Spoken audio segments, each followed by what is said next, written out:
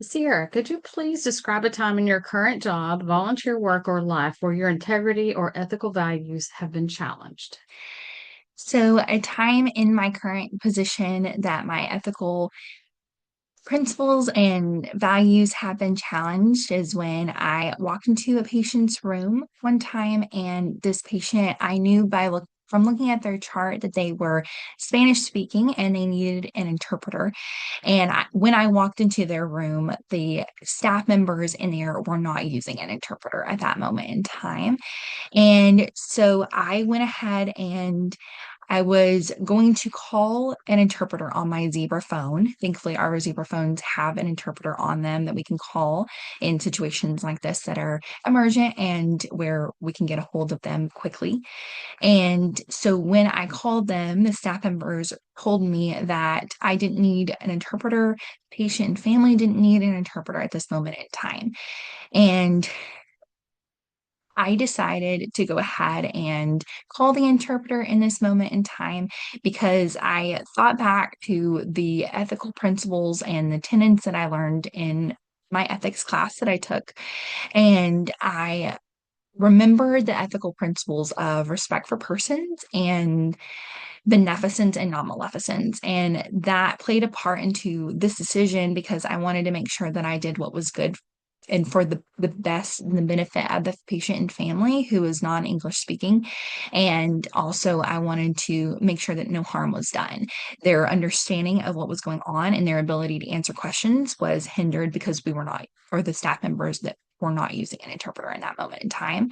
And so I wanted to make sure that I had also respect for them and their ability and their circumstance of not having English as a first language. And I wanted to give them that benefit of having an interpreter, whether or not they said they needed it or not.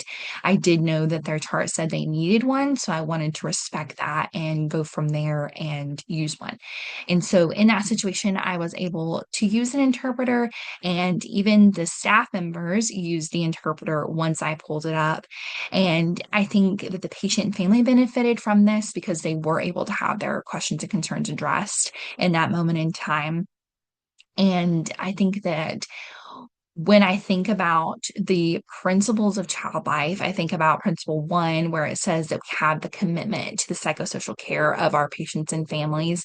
And I think that this was a commitment to that psychosocial care and a way to not only help the patient and family, but also to render the best care I could in the languages they understood. I think looking back, I wouldn't have changed much about what I did in that situation because I think that it went along with the ethical principles that I tried to abide by.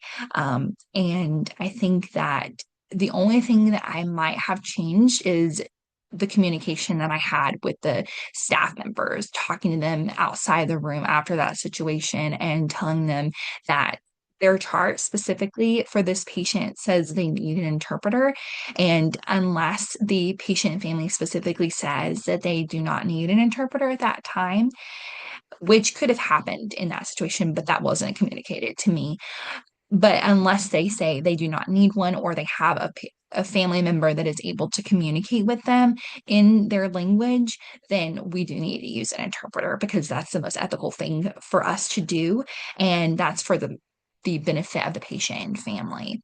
I think this is a situation where this was the best thing that I could have done in that moment to help the patient and family and to work for the benefit of them.